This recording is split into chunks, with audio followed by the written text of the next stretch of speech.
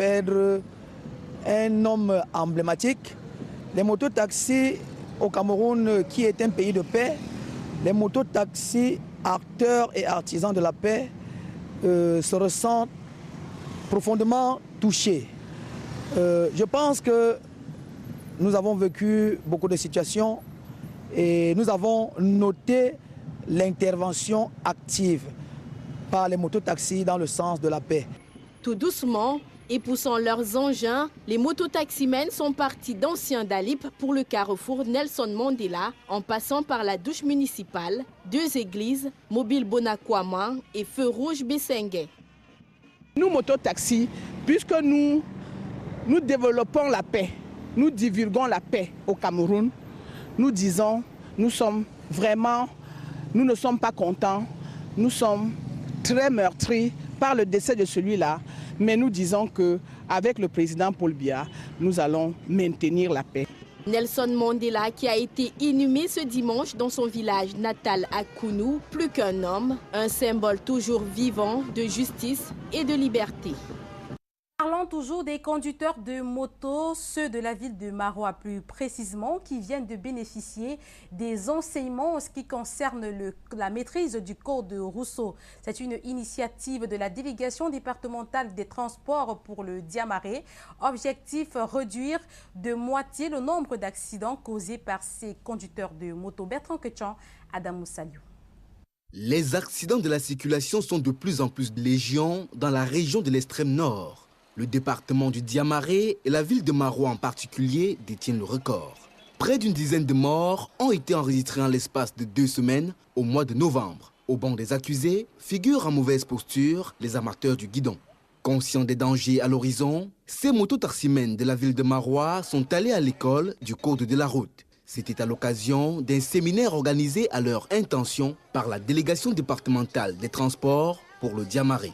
Ils étaient nombreux à prendre d'assaut les locaux de la délégation, tous avec la ferme conviction de maîtriser les tenants et les aboutissants de la conduite. Il y a des séances de recyclage qui auront lieu au niveau de la communauté urbaine. Ils auront 2 heures ou 3 heures de temps de séances de recyclage effectives qui tourneront autour de 3 modules.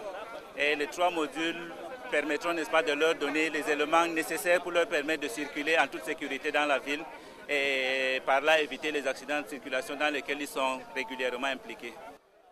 Avec les fêtes de fin d'année qui se préparent en grande pompe, les accidents de la circulation ont le vent en poupe. La formation se fait par vagues sous la supervision des responsables de la délégation départementale du transport pour le Diamaré.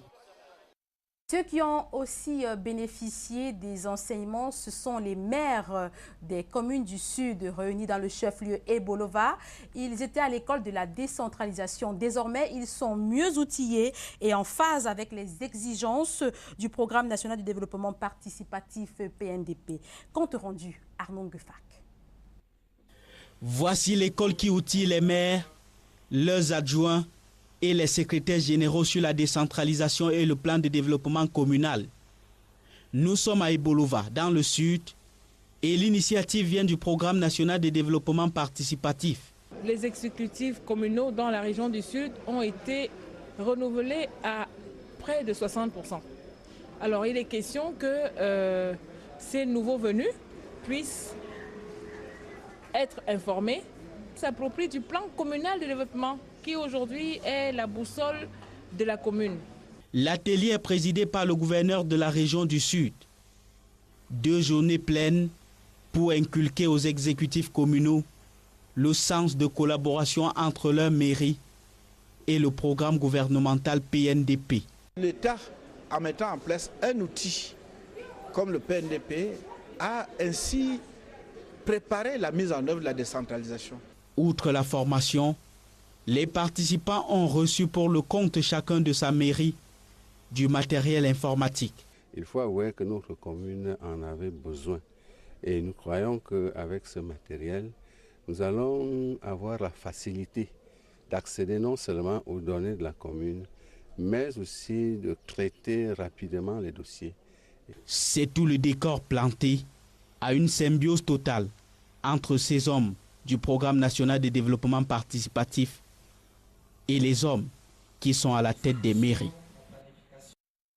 L'installation de l'exécutif communal de la commune de Dibon dans le département d'Union-Ekele a été l'occasion pour les populations de cette localité de faire leur doléance. Jackson Bozo. À quoi peut bien ressembler le quotidien de quelques-uns des 20 000 habitants de l'arrondissement de Dibang dans l'Union Ekele? Le problème des policiers, des gendarmes qui nous dérangent un peu partout, qui nous demandent de l'argent. Le véritable problème qu'on rencontre ici, c'est la haine qui s'installe. Il nous faut les moyens pour sortir les produits. Donc quand on n'a pas de route, ça ne vaut pas la peine. Il faut aussi qu'on apprenne des petites choses, les femmes rurales.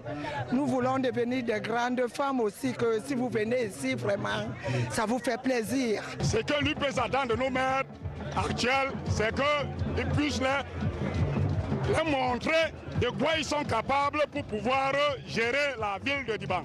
Sur le terrain, voici un des clichés. Et le maire installé ce vendredi 13 décembre en est conscient.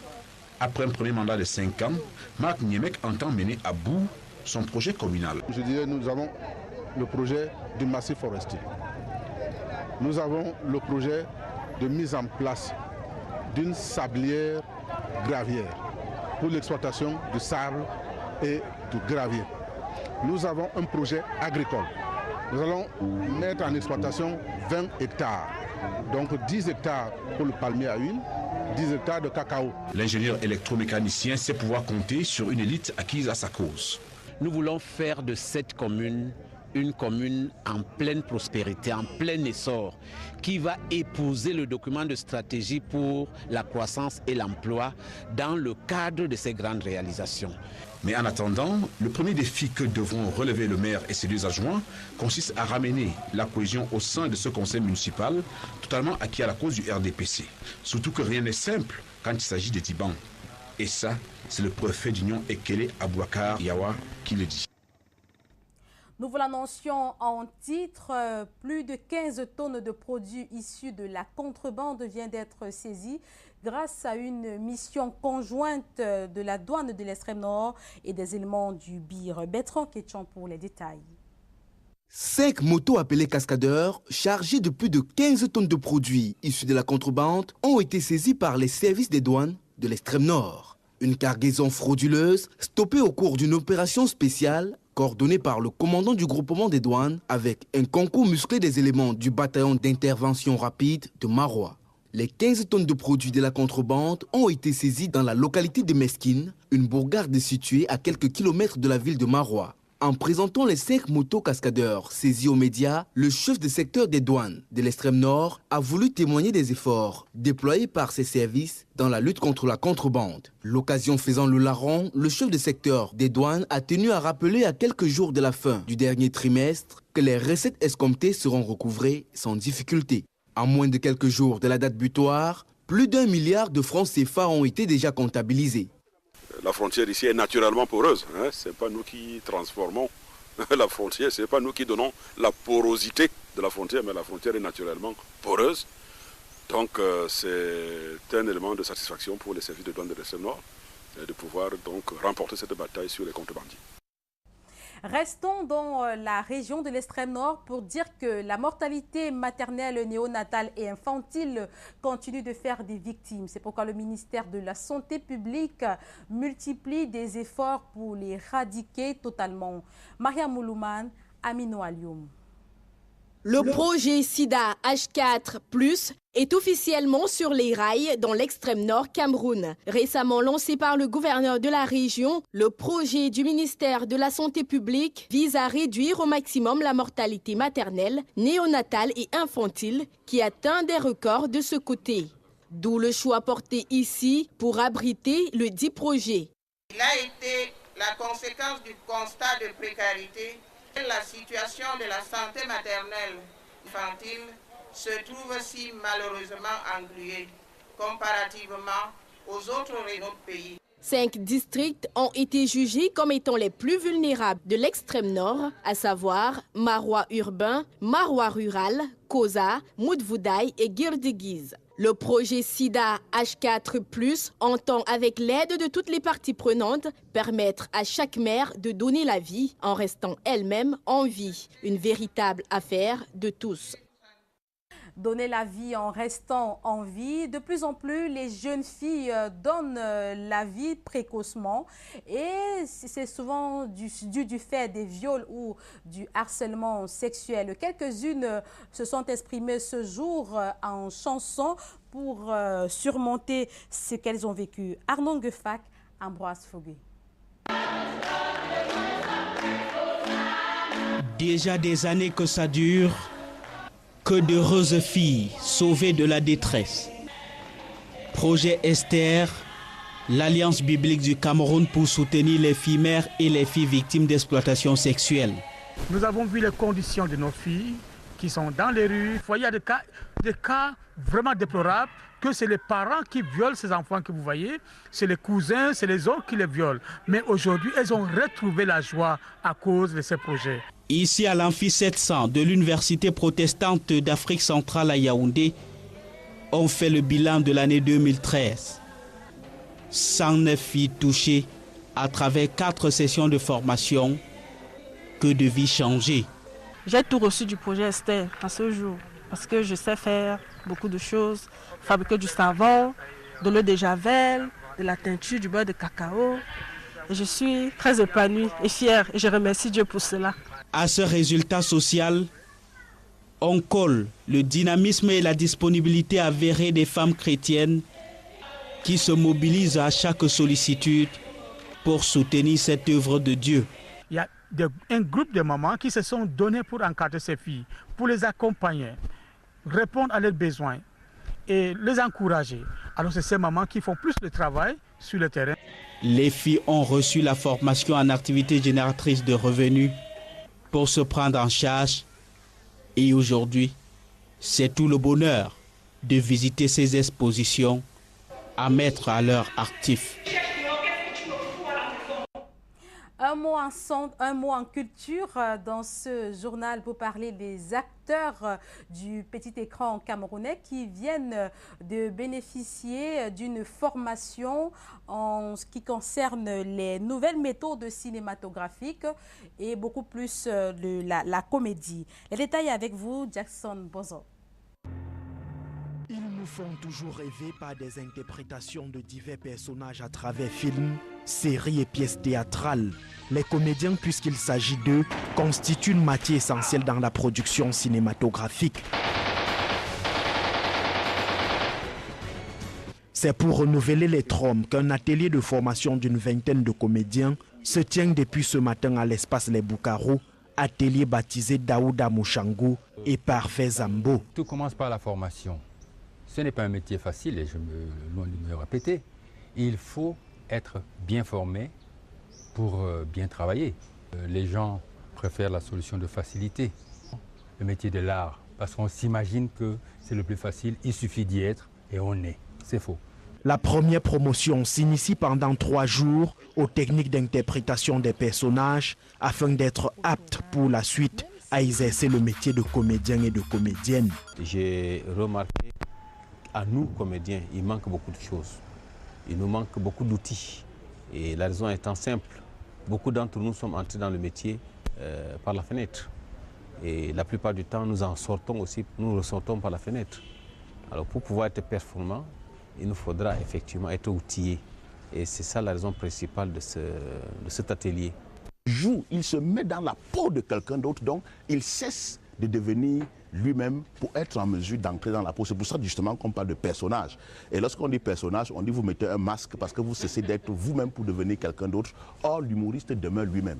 Dans les prochains jours, le public aura l'opportunité d'apprécier les résultats de cette formation à travers films et séries. Cet appel d'offres, il est question de 350 milliards. Que les parents de cette promotion mettront à leur disposition Moi, je m'inquiète.